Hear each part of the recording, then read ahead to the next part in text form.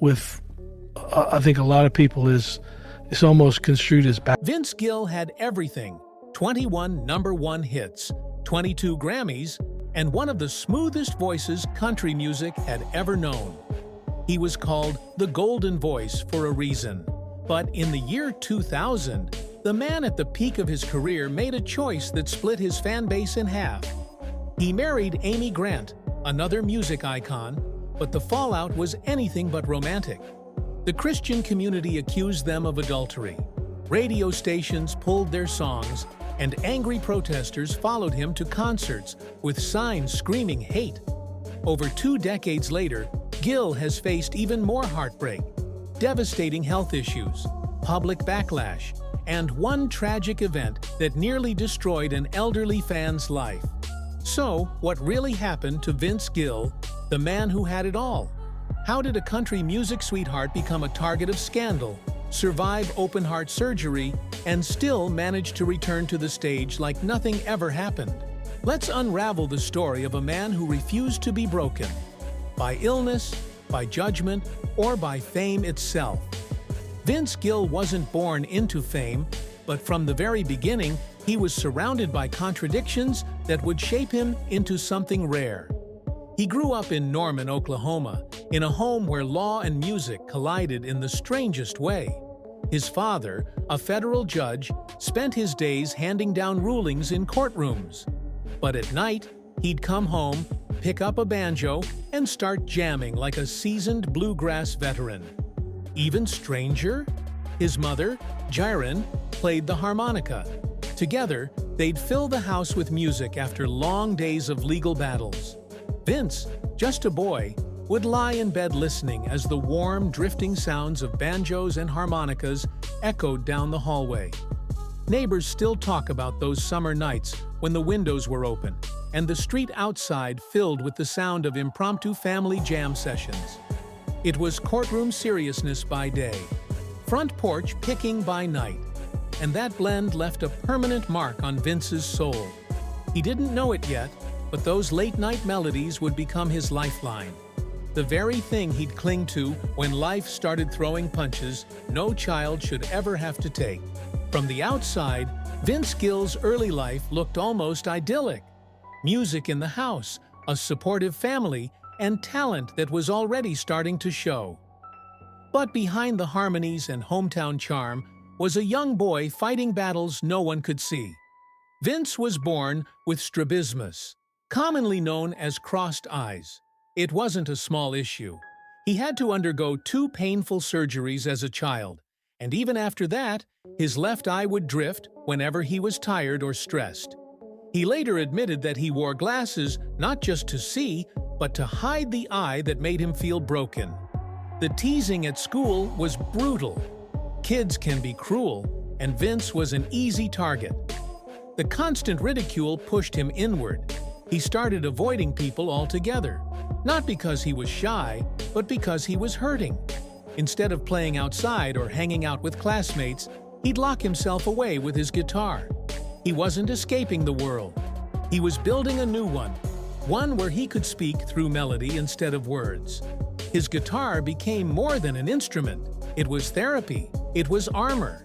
And then, just when he started to find comfort in music, tragedy struck. His half-brother Bob, once a bright, athletic young man, was in a devastating car crash. It happened on a rainy stretch of highway outside Oklahoma City. Bob survived, but not the same.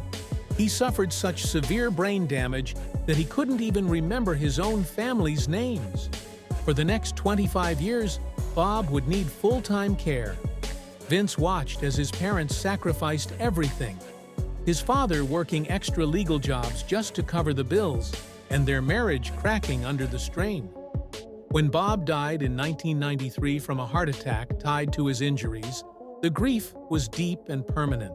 Vince later said that it was during those dark years that he learned what it really meant to lose something. And that pain, real, raw, and unresolved, bled into his music. It's the kind of pain you hear in songs that make people cry alone in their cars. And Vince carried it quietly, shaping every note he played. By the time Vince was a teenager, his guitar wasn't just a comfort, it was a calling. He practiced for hours every day, mostly alone, pouring every bit of sorrow and hope into the strings. That discipline paid off when he formed a bluegrass band in high school called Mountain Smoke. The group was good, really good, good enough to land opening slots for major acts. And then came the night that would become legend. March 4th, 1976, at the Oklahoma City Fairgrounds. Mountain Smoke was scheduled to open for the rock band Kiss. It sounds insane now, bluegrass kids opening for face-painted rock gods, but it happened, and it did not go well. The crowd wanted fireworks and leather. Instead, they got fiddles and mandolins. Cups flew, shoes hit the stage. The booing was so loud, it drowned out their songs. Vince Gill, normally calm, polite, the quiet kid with the aching voice, snapped. He flipped off the crowd, mooned them, and stormed off stage. It was chaotic, embarrassing, unforgettable, and it marked the end of Mountain Smoke. But Vince wasn't finished, not even close. That fire, the kind that makes a teenager stand in front of thousands and rebel in the most unexpected way, that was fuel.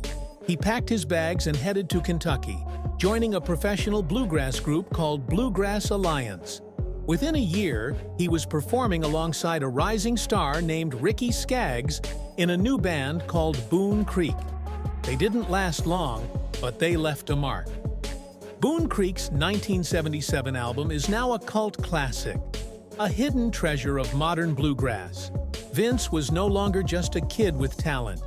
He was becoming part of something bigger, a new sound, a new edge, a new chapter. And even though the world wasn't watching yet, he was getting ready to make it impossible to ignore him. After proving himself in the bluegrass world, Vince Gill took a risk that would change everything. He moved to Los Angeles. While most country musicians headed to Nashville, Vince was chasing opportunity wherever it lived. And in LA, it lived in a band called Sundance, led by fiddle legend Byron Berlin. Berlin was no joke. He'd played with everyone from Bill Monroe to the Flying Burrito Brothers. He didn't tolerate slackers, and Vince, still in his early 20s, had to keep up or get left behind. Night after night, they played LA's iconic venues like the Palomino Club, sharing stages with legends like Emmylou Harris and Linda Ronstadt. It was here that Vince learned a powerful truth. Being talented wasn't enough. You had to deliver, night after night. Then, in 1978, a twist of fate came calling. A band Vince had opened for 2 years earlier, Pure Prairie League, was falling apart. Their lead singer had just quit, and the group was desperate to survive. They remembered that teenage bluegrass kid from Oklahoma who had once blown them away. Back then, they had offered him a spot, and he said no. But now, the timing was different. This time, Vince said yes. He stepped into the spotlight at just 21 years old, not just as a singer, but as a guitarist, mandolin player, and fiddler. He could play anything with strings, and more importantly, he brought something the band desperately needed: heart. Their first album together, Can't Hold Back, didn't top charts, but it breathed new life into the band. Vince's voice added a warm, emotional core. He started writing songs too, blending country roots with pop melodies. Band member Michael Riley put it simply: he was a breath of fresh air. Then came 1980, and with it, the breakthrough.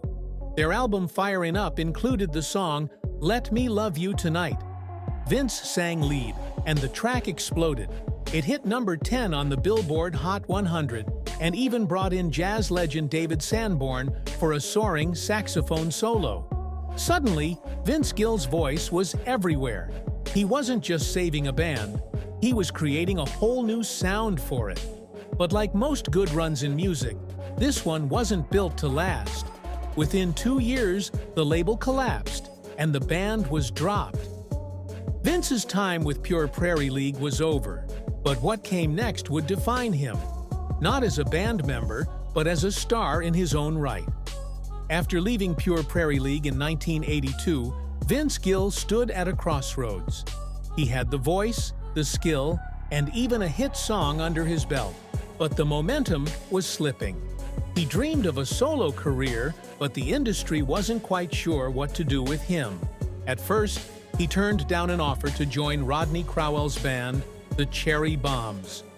Vince wanted to go solo, to carve his own path, but reality hit fast. His songs didn't chart. Gigs dried up. Confidence gave way to doubt. By the end of 1982, Vince swallowed his pride and called Crowell back. He took the job, and it was the smartest decision he could have made. The Cherry Bombs weren't just a band. They were a supergroup in disguise, packed with future industry legends like Tony Brown and Emory Gordy Jr. They toured constantly, playing nearly 200 shows a year.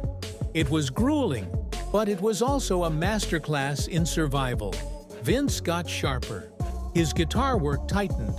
His stage presence grew. And most importantly, he made connections that would come to define his future. He wasn't chasing fame anymore.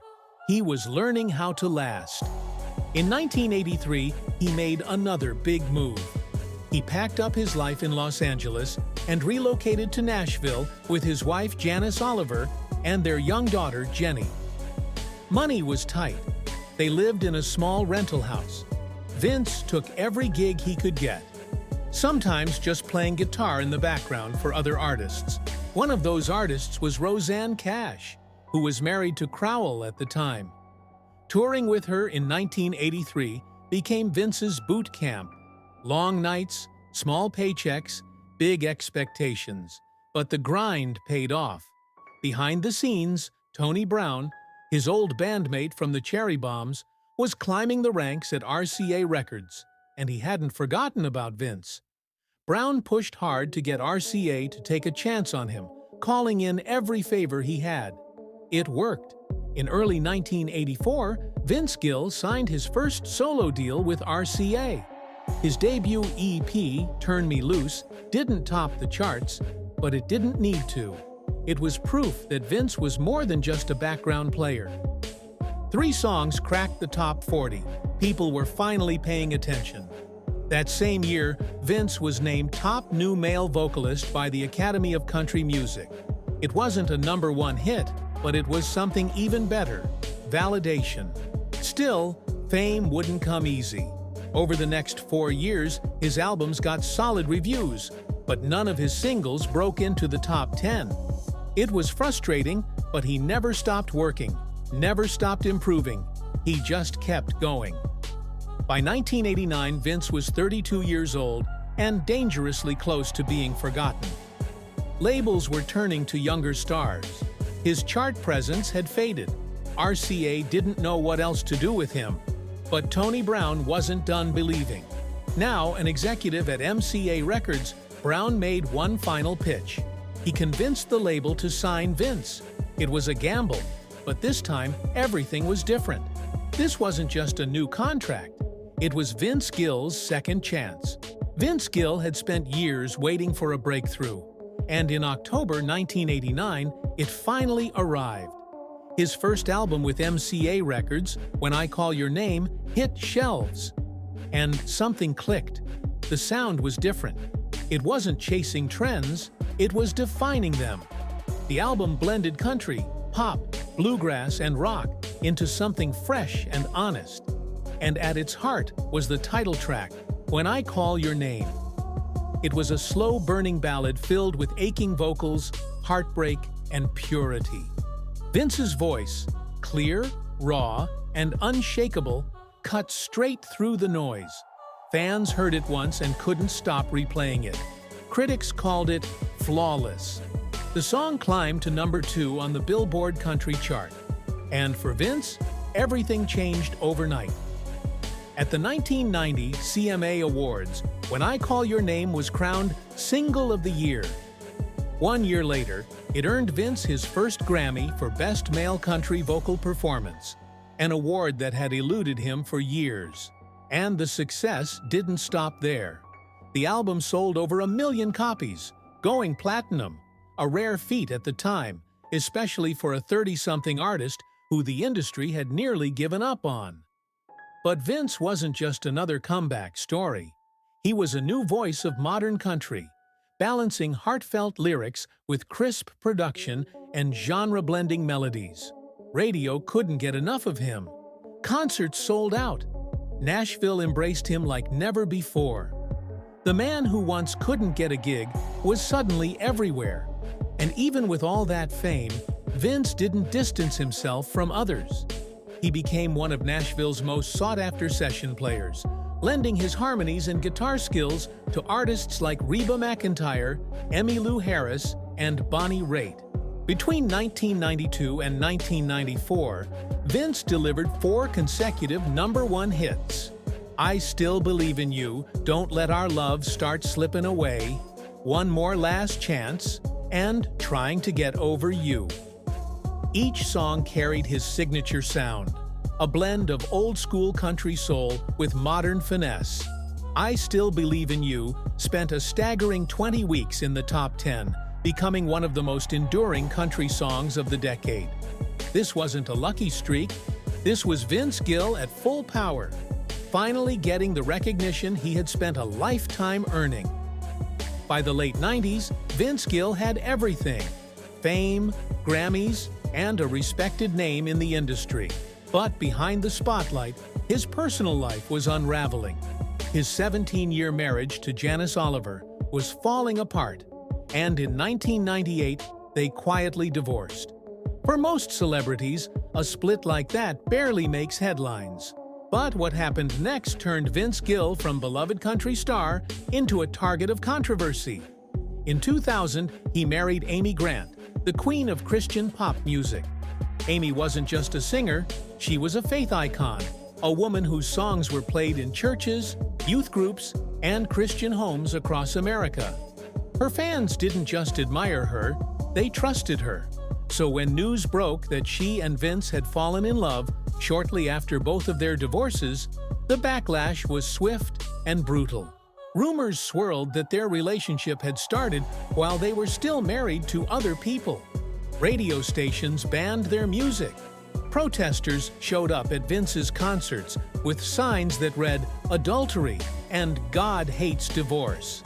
Amy's fans called it betrayal.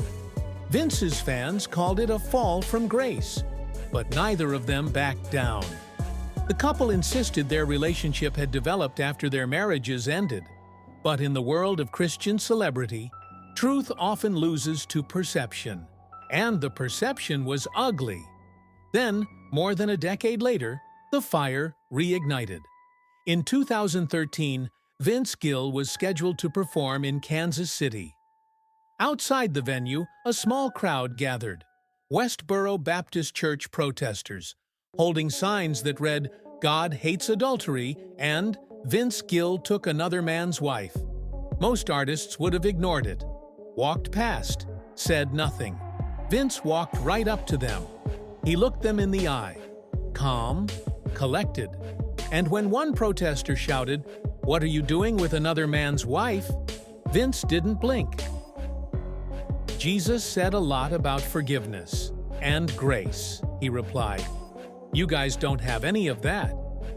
The exchange was caught on video and went viral. Fans applauded his calm courage. Others praised how he didn't fight hate with hate, but with truth. For years, Vince and Amy endured whispers, judgment, and loss of support from once loyal fans. But through it all, they stuck together.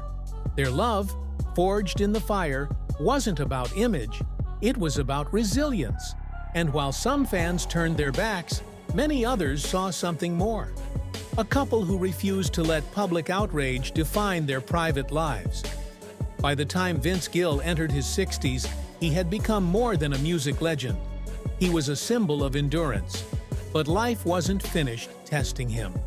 In 2020, what was supposed to be a routine cardiologist visit with his wife Amy Grant turned into something far more serious. Doctors flagged both of them for further tests. That's when Vince discovered he had a rare heart condition called PAPVR, partial anomalous pulmonary venous return, a disorder that affects less than 1% of people. Some of the veins in his lungs were sending oxygen-rich blood to the wrong side of his heart. It was the kind of defect that could have caused sudden heart failure, and he never even knew. Within weeks, both Vince and Amy underwent open-heart surgeries, back-to-back. It was the middle of the pandemic. Hospitals weren't allowing visitors. Instead of supporting each other in person, they recovered in separate rooms, alone. Vince later admitted those were some of the loneliest days of his life, but also some of the most meaningful. That brief moment when he was allowed to see Amy? It felt like a weight had been lifted, he said. But the challenges didn't end there. In 2022, Amy was in a biking accident near a golf course in Nashville. She was knocked unconscious for 10 minutes. The crash caused a traumatic brain injury. She struggled with memory loss, vertigo, and had to undergo a 5-hour surgery to remove a growing cyst in her throat. She joked about feeling drunk, even when sober. But behind the laughter was a long, painful recovery. And Vince? He was there, every step of the way. He canceled concerts, stepped away from stages. Not because he was tired, but because Amy needed him. That same year, Vince faced his own voice-threatening condition, polyps on his vocal cords, making it painful to sing. He went through therapy and multiple procedures just to preserve what many consider one of country music's most iconic voices. He battled chronic back pain, arthritis, and exhaustion, forcing him to scale back tours. But he never quit. He adapted, adjusted, and showed up, even when it hurt. Then, in late 2022, something else, unexpected and heartbreaking. A 75-year-old fan named Joyce posted a simple comment on Vince's Instagram, a kind message, hoping he'd visit Boston. What followed was a nightmare. Scammers pretending to be Vince Gill messaged her privately, moved the conversation to Telegram, and convinced her they were in love.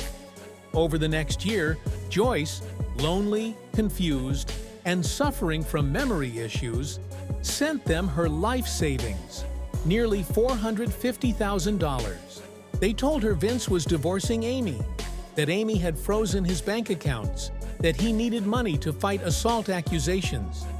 Every time she hesitated, they applied more pressure. And she believed it all, even believed they were secretly married. Her daughter tried to stop it. So did social workers. But it was too late. By the time Vince's team found out and released a public warning, the damage was done. The money was gone, and Joyce was emotionally shattered. It was a reminder that even a good name can be weaponized, and even a kind fan can be broken. In May 2025, Vince suffered another health scare, a sudden attack of kidney stones. He had to cancel shows in Birmingham and St. Louis. His daughter Jenny reassured fans that he was recovering, but the scare was real. Still, Vince didn't stop.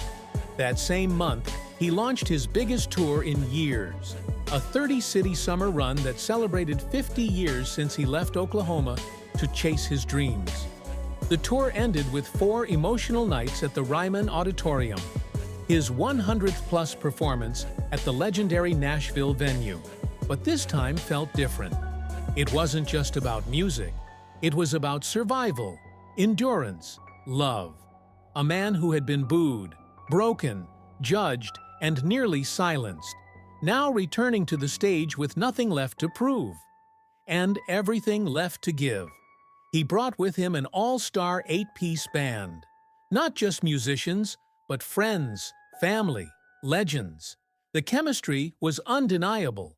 They played, laughed, supported each other, just as Vince had supported everyone around him through decades of storms. At 67, Vince Gill's voice remains warm, clear, and soulful. His legacy isn't just built on awards or chart toppers, it's built on something rarer: grace under fire, strength through pain, and loyalty that never leaves the room. Vince Gill may have started as a kid with a wandering eye and a second-hand guitar, but what he became was something few ever managed to be. Not just a star, not just a survivor, but a constant. Through divorce and backlash, through health scares and heartbreak, through every high and every painful low, he never let go of the one thing that kept him grounded: the music. His voice, once a quiet echo from a basement in Oklahoma, grew into one of the most beloved sounds in country music history. A sound that healed, a sound that endured. He's seen the price of fame. He's seen the limits of love. He's seen what happens when the spotlight fades. And he's still here. Vince Gill didn't just make music, he made meaning. And in a world quick to forget yesterday's stars, he gave us something we won't forget. Because in the end, when it comes to Vince Gill, it's not about what he's won, it's about who he never stopped being.